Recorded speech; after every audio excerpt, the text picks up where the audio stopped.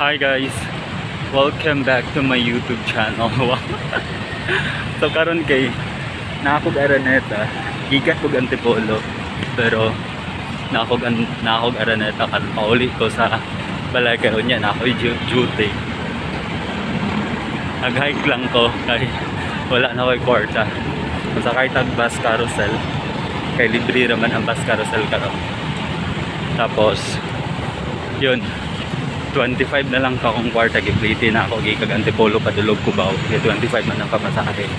Tapos naay nabilin diri Sinsilio, pero kay naa may free rides, so free rides na lang ko kay para wala na gasto ba, ay para makasave ta, sayang man ang kwarta good. So dapat diri sa Manila no, kung asay libre dito gyud ta no, though it's really time consuming kay bus man siya. Pag nakakay kwarta pwede ka mag-ride o ganang MRT train, which is more convenient siya sa mga sa mga commuter, kay dali ra iyang biyahe compared to those ay mga wheels nga sakyanan nga na diri sa EDSA highway nangagi, like mga bus, FX, or mga taxis, mga car, whatever. Kay traffic man biya diri sa Manila. So karon kay pauli kog Makati. Padulong ko og sakayan sa bus carousel. So bye bye guys, see you later.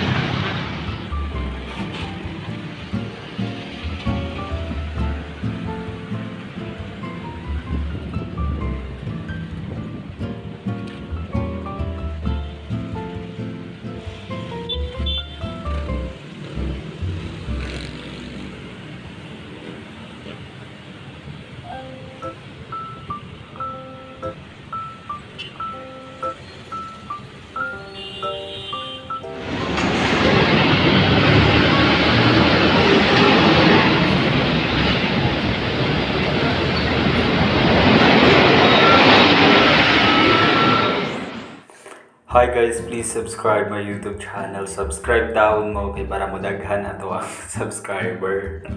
Tapos mahimo tag ko ang YouTuber. Wow. So karon no kay naata sa Main Avenue Bus Carousel Station. So pasakay na tag bus. So sama sa inyong nakita, pasakan ako sa bus ana, and then you know what I like about this bus is that mura siya Korean style nga bus nga makatindog kaayo ang mga tao og sakto nga dili na magbako-bako gito, as in makatindog jud ka, because it's kinda kuan siya, high selling siya nga bus, which is very very spacious nga bus, and then grabe gyud kaayo ni siya ka accommodated nga bus no, aside sa free rides na siya. So salamat kaayo sa ato ang mahal nga pangulo no, kay gitagaan gyud ang free nga rides no diri sa Manila no. So mausab na ang nakalamig pod niya, aircon pa gyud. So kanan yung nakita kay railways na siya, agianan na sa ato ang MRT, sa ato ang train. And then diri na atas sa Santolan, padulong na tag Santolan station ana, and then kuha na siya EDSA highway. So kanan yung nakita dira nga nangaging nga mga bus, mga taxis, mga sakyanan, ilang giagian na EDSA na siya. Ato ang giagian karon EDSA. So karon na natag Santolan station, MRT station Santolan. And then padulong Tagwada no, padulong Tagwada na kay sa Guadalupe man ako ang place.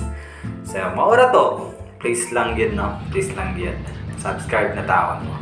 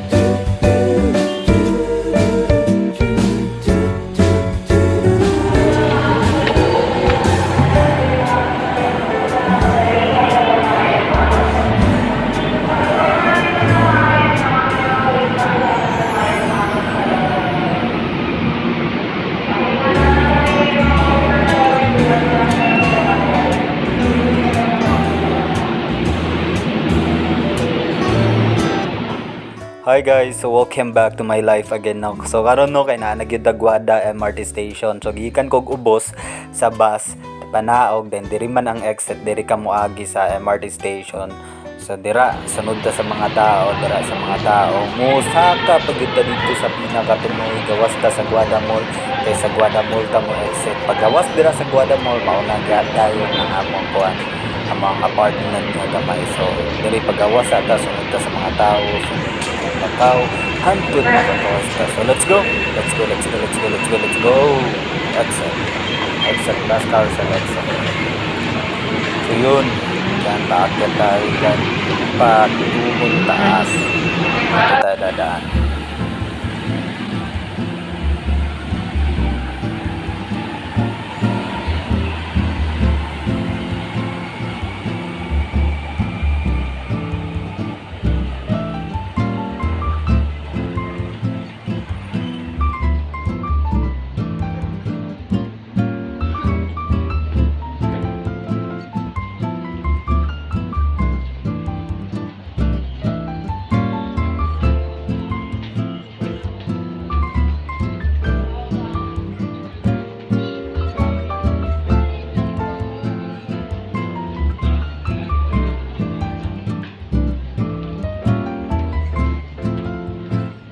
Hi guys.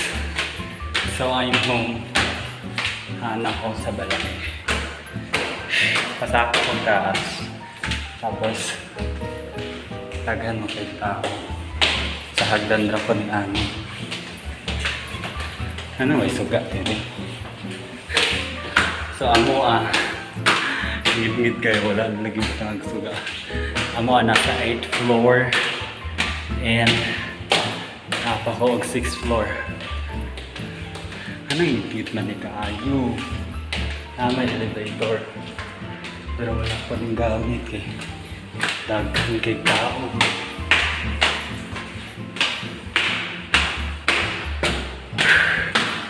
Alaw, di pa suga.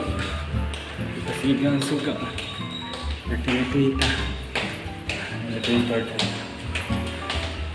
7th floor and this is the last floor. Naana good.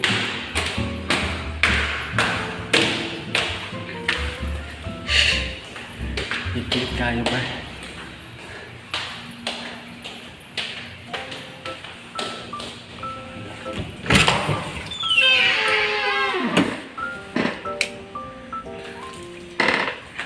Balay.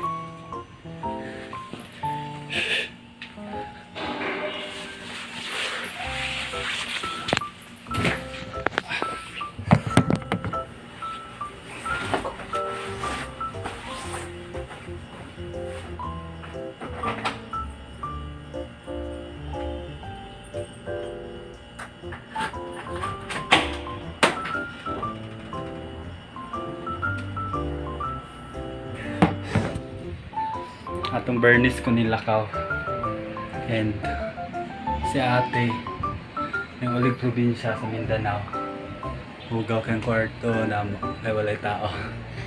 So karon manghinlo ta. And mapahuway after kayo niyang gabi alas 10 sa gabi duty na ako. It's my first night. First day na ako sa akong duty. Tapos yan. New work, new environment, new life. There's a lot of coins here. Ano ni? Pan. And water also. Food. Yung talong nadaot na. Nadaot na ang utan. Ito na ko na. So bye bye muna guys. Nangihihinlo muna ako. Okay. Bubok na pala.